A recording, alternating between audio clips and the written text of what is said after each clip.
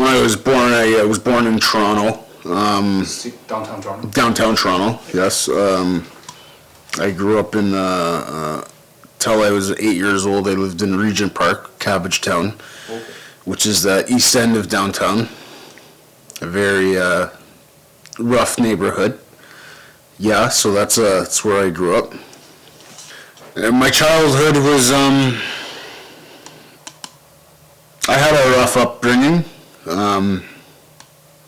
My mother was an alcoholic and a drug addict. My family, my uncle, I grew up around organized crime. Yeah, like I said, I grew up around bikers. I M16 machine gun, like a young age, right? People cooking up drugs in the kitchen, packages of cocaine, seeing it, right? Tactical force kicking in the door and raiding the places, and I remember being 7 years old and going into strip clubs and stuff like that, and because who I was with, people were going to collect money and whatnot, but me being able to, and because who I was raised around, it kind of gives you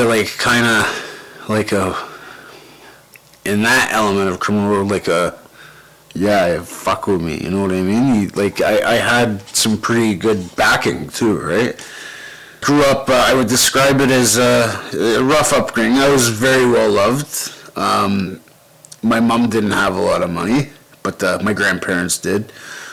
I was loved, right? Loved by my mother, loved by my grandparents, my uncles, my family. I was loved. But yeah, I saw a lot of things that, went through a lot of things, saw a lot of things that a kid shouldn't see, right? I saw a lot of crime, saw a lot of my mom being an alcoholic and a drug addict. That was hard as a kid. It would be hard for any kid. I was very mature for my age. Growing up, my mentality. I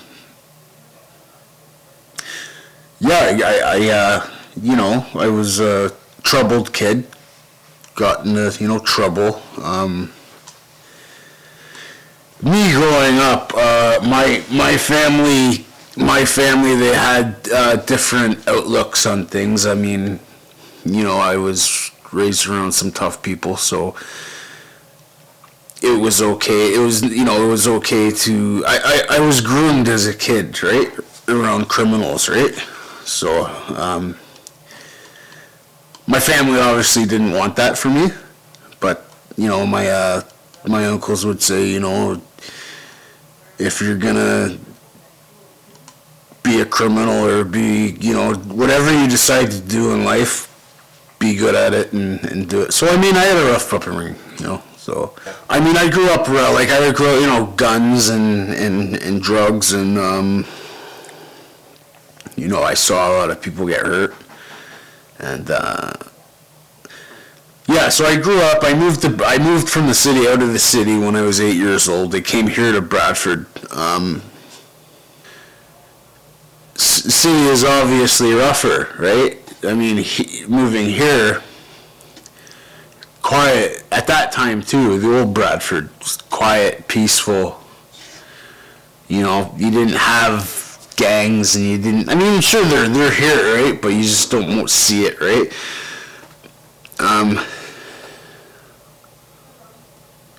People weren't as, the kids around here, you get in a little bit of trouble, you get into a couple fights or whatever like that.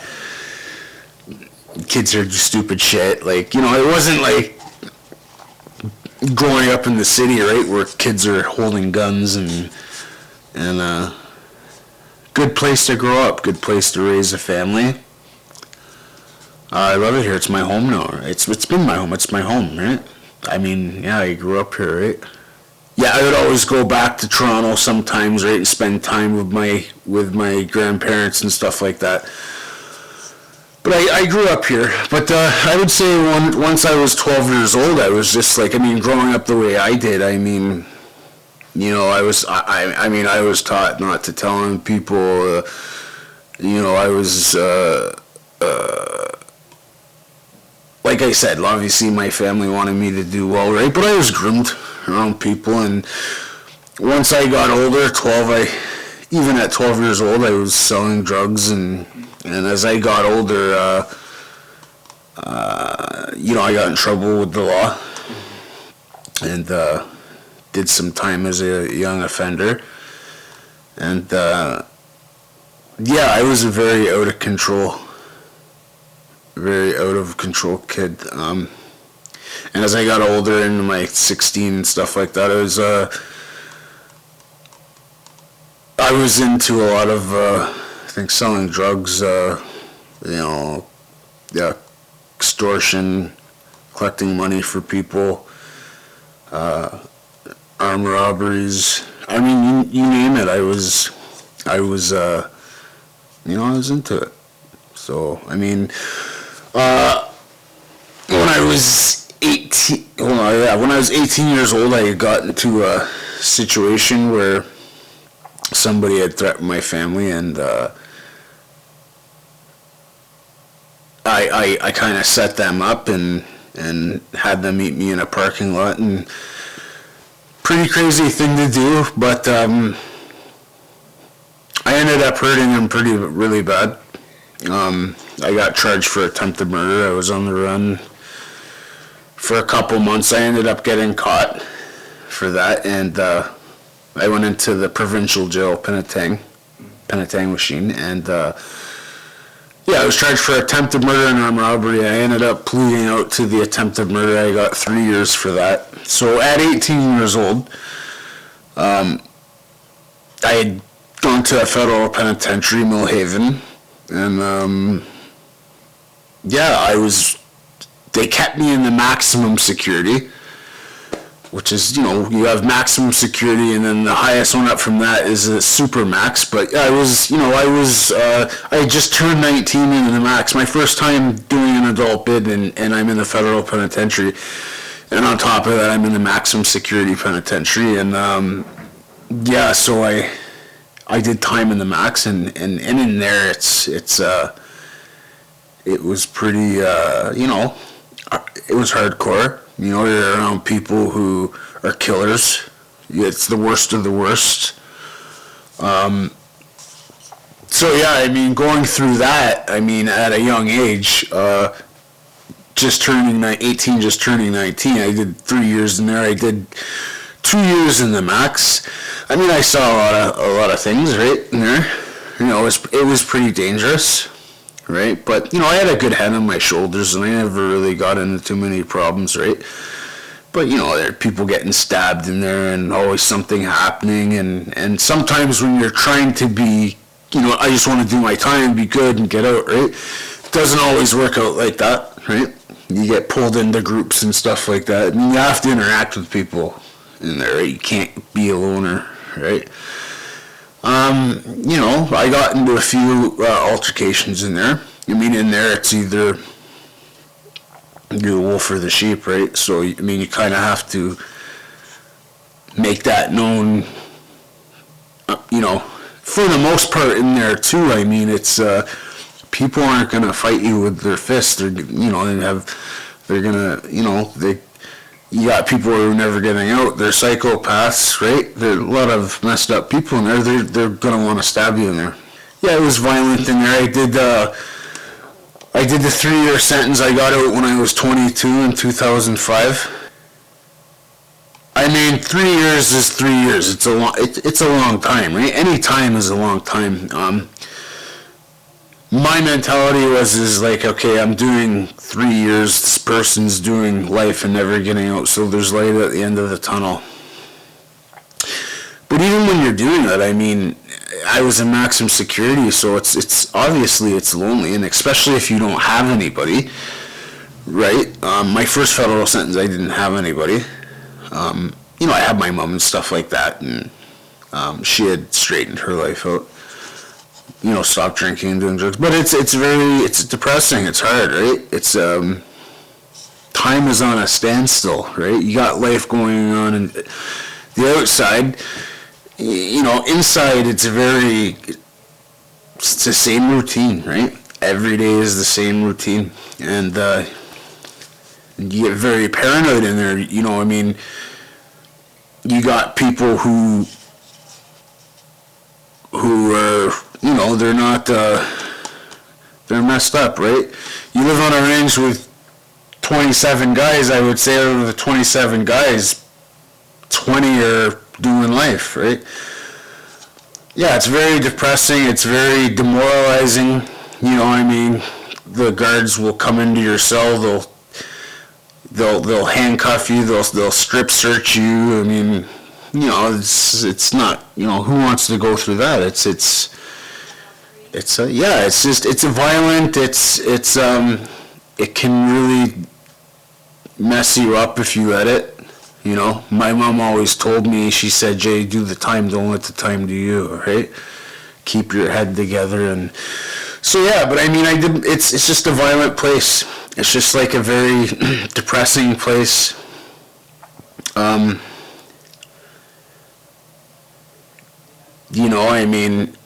don't care what anybody says. You do a long period of time, it's going to have an effect on you, right? It had an effect on me.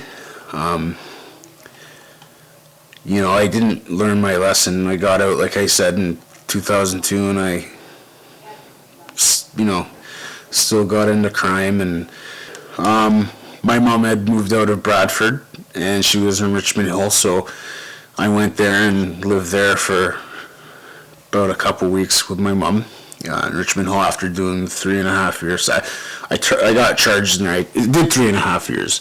So I got out, and I was out, and I went right back to selling drugs, and the people I was associated with, I ended up getting charged with extortion and armed robbery.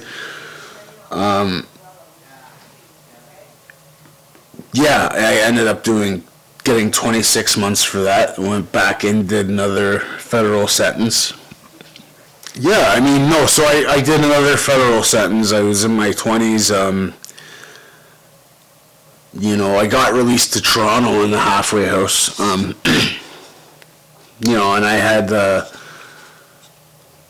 I had some people, my family, people that I ran with on the streets that were living in Parkdale and Toronto, and I was, kept selling drugs and had people selling drugs for me, and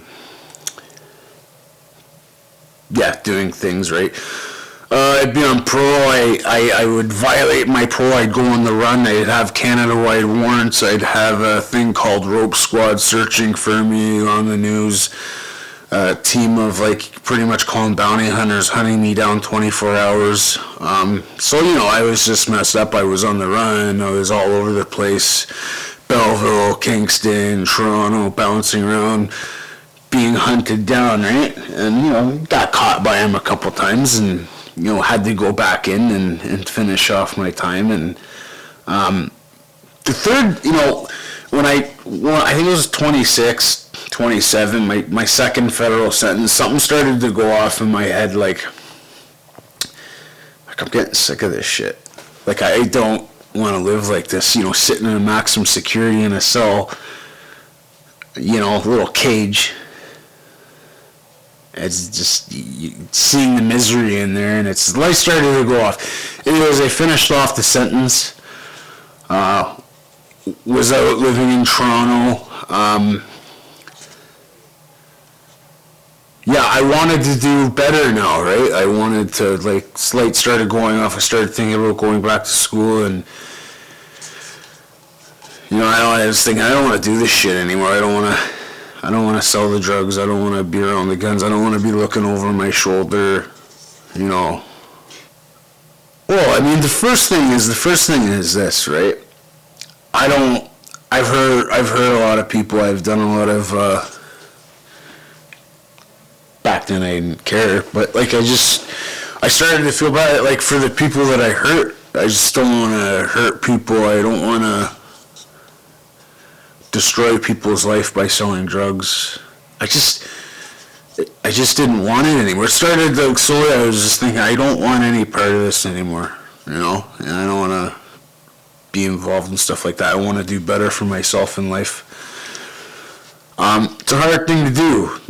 For me, it was a hard thing to do, especially how I grew up. I grew up around violence and, like I said, and I had troubled upbringing, right? So I just wanted to do better. But, that's a hard thing to change. So I got out. I was out for 5 months, and I ended up getting involved with a home invasion. I got charged with home invasion and robbery.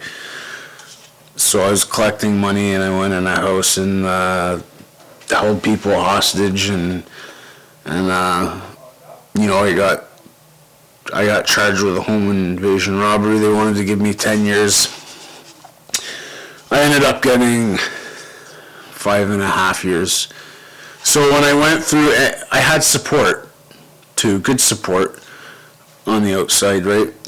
And inside there, you're allowed to have people send you your clothes and TV in there and PlayStations, That's how it is in there. People are doing life, so you're able to have those things, right? So, but during the 5.5 year sentence, so if you really think about that, that's almost half my life inside prison, right? So I'm doing, now I'm in my 30s and I'm starting to think differently. And I remember sitting in my cell one day and going, I don't fucking want this. I don't want it. I always said my worst, like, it's terrible in there. He's sitting in my cell, and I'm like, I want better in my life. I want to be a better person. I want to make something of my life. You start to think all the things that you've missed out on. Like, I missed most of my teenage years, most of my 20s, and now I'm into my 30s doing this, right? So I got out. And I think too, it's like my mom's getting older. It's crazy when you do all that time and you get out and you're older. And my mom would look at me and, like, I know she felt sad because on the outside, if somebody were to approach me and disrespect me or, like, I had a quick temper. I went 0 to 100 really quick, right? And that's not the way to be, right? It's a hard thing to change, right? So, I don't know. I'm not very good at expressing myself, It's not an easy thing for me to do. But I finished my sentence, my last federal sentence, May 27th, 2016. So I got out with that. I had a girlfriend at the time, moved back to Bradford, had a house, had money, had nice clothes, had nice things. Anyways, long story short, my mom, she had a massive heart attack in front of me. My mom had heart problems, and but getting out, like, so I got out May. In September, she had a massive heart attack in front of me, died in front of me. Paramedics came, took her to the hospital. I didn't think she was going to pull through. She was induced a coma. She did. There was a little bit of brain damage because she was without oxygen for a bit. So this is me after getting out, and I had conversations with my mom saying, Mom, I'm done with it, I was 32 when I got out. My birthday was July 26th. I was able to spend it with my mom. It was the first birthday that I had in 17 years as being free. She had the heart attack in front of me. They told me that she had stage 4 lung cancer and that she had 7 months to live, 7 months to a year. She ended up passing away 7 months later. It was really hard. I had to see her go through that, the palliative care, and it was hard. It was hard. It was more than hard. It really messed me up bad. She ended up passing away, and I lost it. you know. She was, I had an uncle, yeah, and we were really close, but I didn't see him a whole lot. He was doing his thing, and I saw him, but it was hard. I had nobody. I lost my mom, you know. I lost my grandma 5 years previous to that, and they were the only women that I had in my life. And, but yeah, it really messed me up. I mean, I got out, you know. My mom told me, she said, Jay, promise me that I want you to promise me that you're going to do something with your life. That she goes, I'm worried about, I don't, like, you know, I just want you to be something. I want you to make something in your life. You're very capable of doing it. And I promised her. I said, I promise, Mom. You know, but I lost my shit when she passed away. I was doing cocaine every day. I was living in Parkdale at the time. I was carrying guns, right? You know, that life, right? I was bad. I was still working at the time, and I'd go to work with a gun in my backpack, and I was doing lines of cocaine at work, and I was a mess, right? I mean, I did the drugs. I did the drugs to escape that, right? I was doing a lot of drugs, and I did it for a good 5 years, 4 years, yeah. You know, I really messed up on the cocaine.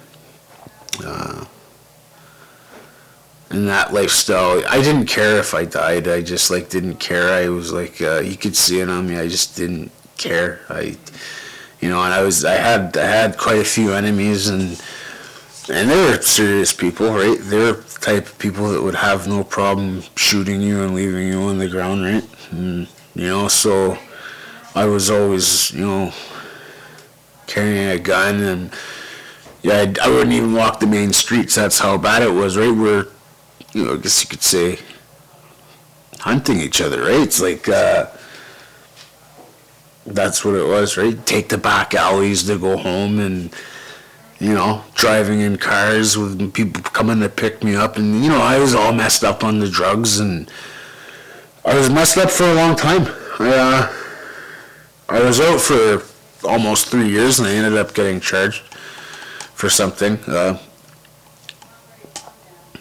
Assault causing bodily harm. Something that I didn't even do. Somebody said that I did it, and my record's so bad that the cops, they would just charge me. And anyway, so I went in for a year for that, and I ended up getting charged for another attempted murder, right? For a shooting. Those charges were dropped. I did the year, and I got out, and you know, I lost. I don't know, I'm going to sound like a big pussy for saying this, but I had a dog. His name was Capone, my little pity. I loved him. He's pretty much all I had.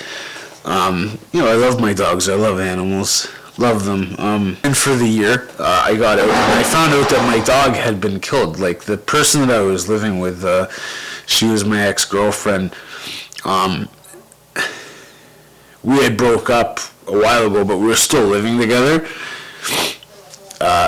Anyways, the person when I was in, there was another guy living there. He killed my dog and killed my cat, and she led me to believe that she was a fucked up person, right? I had overdosed one time on cocaine. I was with somebody, and I did a line of cocaine, and it had fentanyl in it. And I died. He brought me back. He gave me the naloxone, but he freaked out and left because he figured I was dead. I was on the couch and I was sprawled out. I had phone coming in. She came back, and my dog was on top of me, and she just basically watched me die. She didn't call the paramedics or nothing like that. She, you know, I woke up out of it, and I knew in my heart something was wrong, but a couple days later I said, hey, look, what happened? Like, she told me, I came home and I saw you were foaming out the mouth, your breathing was very shallow. So I said, and she cleaned up the mess, right? The naloxone kit and the paraphernalia, she cleaned it all up. She didn't tell me about this. I had to pull that out of her. So she wanted to see me die. Anyways, it was very messed up. Anyways, I stopped doing drugs. I was working. I was still living with this person, and I'm like, okay, I'm gonna try to get myself out of this neighborhood again. I don't want to live in this neighborhood. I'm looking over my shoulder all the time. It's just not good. I want to live somewhere better. I want to go back home to Bradford here, my home where I grew up. And I ended up meeting my other half, Melissa, and she's the best thing that ever happened to me. Her and my daughter that you've met, you know. She's my rock. She is. Without her, I could honestly say, just at the time, I don't know if I would have made it. You know, being in that area, I probably would have ended up getting killed or killing somebody, because that's how it was, right? Yeah, but we met, and it's the best thing that ever happened to me. This June 14th, we'll have been together for 2 years. Yeah. So we have a daughter. She was told that she could never have kids, and obviously that's not true. We were together for 7 months, and then she ended up getting pregnant, and now we have our beautiful daughter Davina. Right? So, I mean, I've turned my life around. You know, I'm doing well now. It's the life that I've always wanted. I never thought it would happen, you know. I've been working on myself a lot, and it hasn't been easy, and I'm still working on things, you know, but I'm doing well. I have a family now. I'm making good money now. You know, I'm set up for life now, to where I can take care of my family, and you know, I have pension benefits and stuff like that, which is huge. You know, I'm able to take care of my family now, and I've turned my life around, and I've cut people out of my life, even some family members, like friends that I grew up with, that are like family to me. I just changed my life around. I stopped, cut them out of my life, and I'm doing great now, and I'm finally happy in my life. I'm happy, and my wife and my daughter are the best things, like I said, that's ever happened to me, and I live for them, and I have joy in my heart. Like, I'm honestly happy. All my life, pretty much, I wasn't happy, right? I was always angry, you know. But now I'm in a great place, right? So,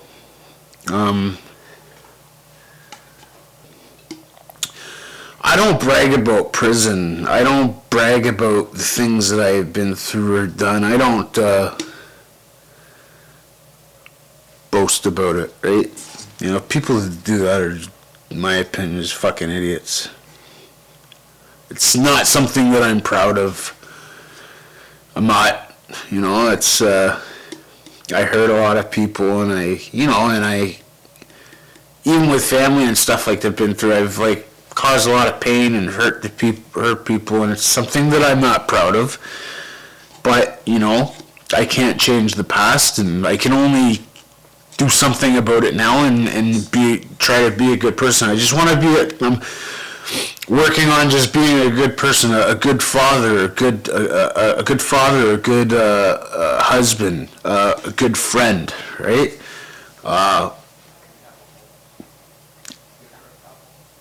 Yeah, a good person in society, right? You know, it's good to be good to people. It's yeah, like I said, just want all of the above. I just, that's my goal. My family, be a good husband and be a good father. You know, treat people with respect, be kind to people.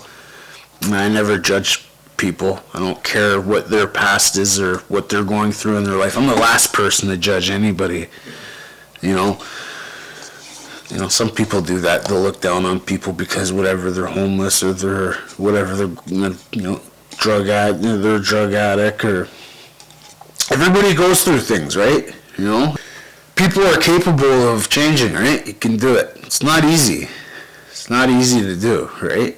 To have nothing and to be at the bottom and to pull yourself out of that.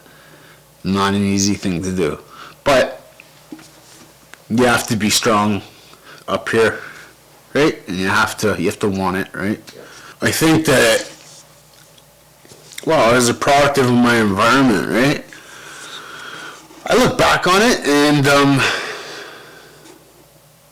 obviously, like, you know, I'm sure there was some, like, obviously trauma there, right?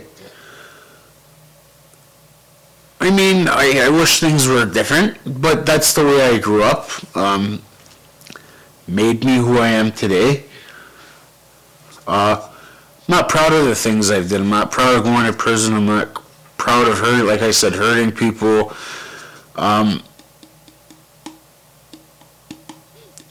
You know, I had a rough upbringing. Just because I had a rough upbringing, a lot of people have rough upbringings, but they didn't go down that road, right? I did. Yeah, it's like my mom always felt bad too. She always felt responsible for how I was and stuff like that, and it really hurt her. She got her life together. And proud of her for that. She's my heart too, you know. But I know she's looking down on me and she's proud of me. Yeah, I know. I used to say to her, Mom, you know, it's like it's not your fault. I mean, I'm older. I made this. I'm smart enough to know what's right from wrong, and I chose that, and you know. But that, you know, any mom would feel kind of responsible for that, right? So I look back on it and like, it is what it is, right? I mean, that's life, right? That's what I went through. So yeah, I don't, the past is the past, and I leave the past there, right? You gotta let it go. In order to move forward, you have to let it go. You can't let it consume you, and you know. So yeah, I look back on it and I learned a lot of hard lessons. I learned the hard way, you know. And the biggest thing for me is my daughter. I don't want her to grow up the way I grew up, and she won't, right? I don't want her to have the mentality that I had.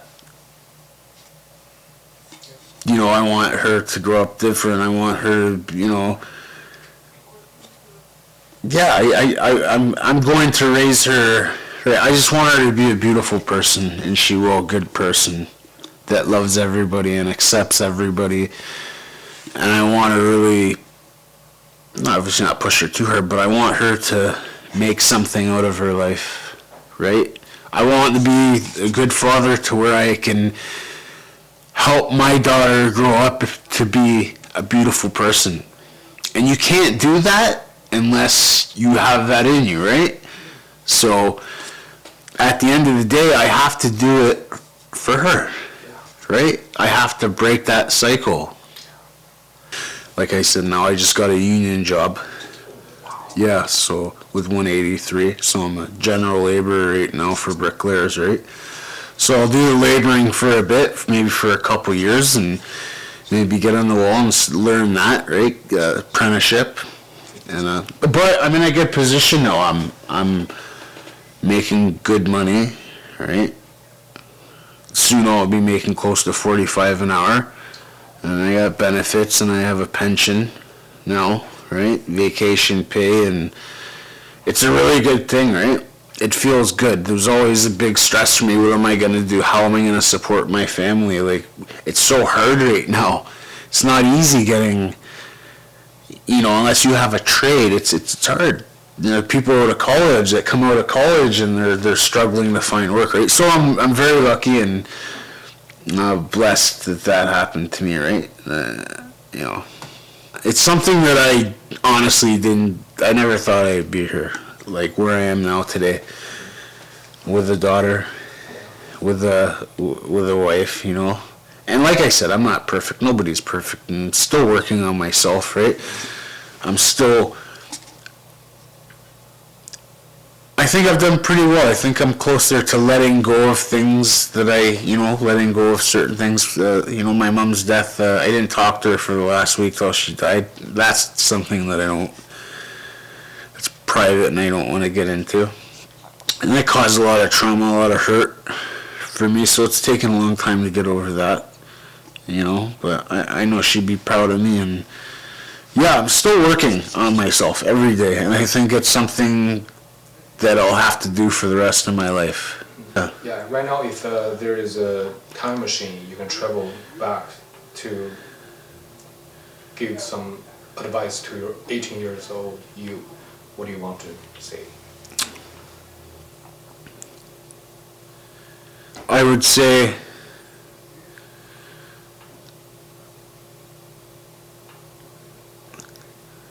if I could give advice, I would say don't go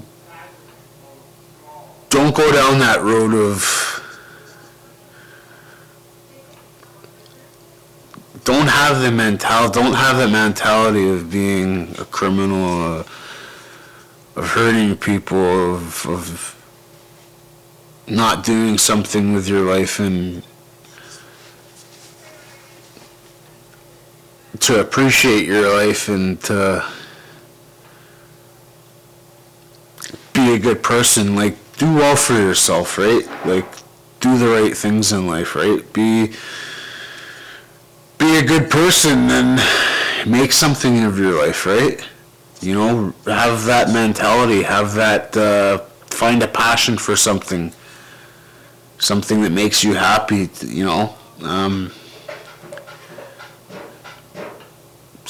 Honestly, you hear it's such a cliche saying, but go to school and learn and do your best. Be a productive person in life. Be a good citizen. I want to say that.